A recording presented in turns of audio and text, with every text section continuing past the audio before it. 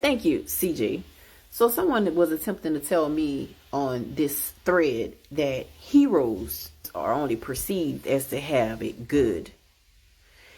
And it's funny because I didn't mention anything about a hero. I was talking about villains specifically.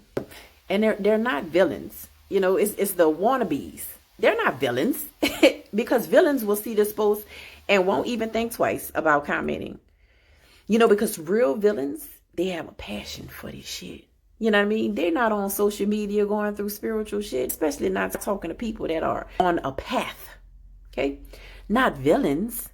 You know what I mean? You know, real villains, the ones that actually push buttons that have an effect on countries, where women and children are affected, where people are hung on side of fences, put on display. You know, villains. We're talking about real villains. You know what I mean? So these people that are on social media, they aren't villains. They're hurt, actually. They are so hurt and pained by somebody breaking their heart or doing them a disservice, whereas now they have become what they despise the most. Okay? So somebody else was saying that, you know, they thought villain era was actually your healing era. And I want to bring y'all attention to your words. Because we're not going to call a space and time where we are healing and supporting ourselves, giving ourselves what we need, a villain era, because that's crazy.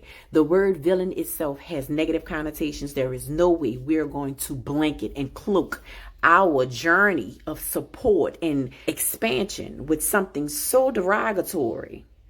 Now, if you are confusing being a villain in somebody's story with a villain era, then I want to say this, because if you are a villain in somebody's story, that is not your business. And if you are intending to be a villain in somebody's story, then you will reap what a villain in anybody's story will reap, regardless to whether that is today or tomorrow.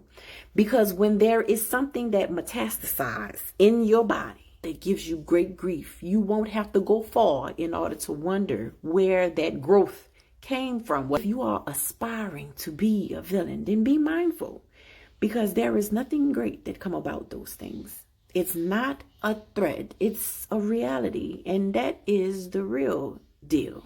I know many get on social media and want to push buttons and, you know, formulate sentences and don't have the maturity to speak about these things, because you're not a villain.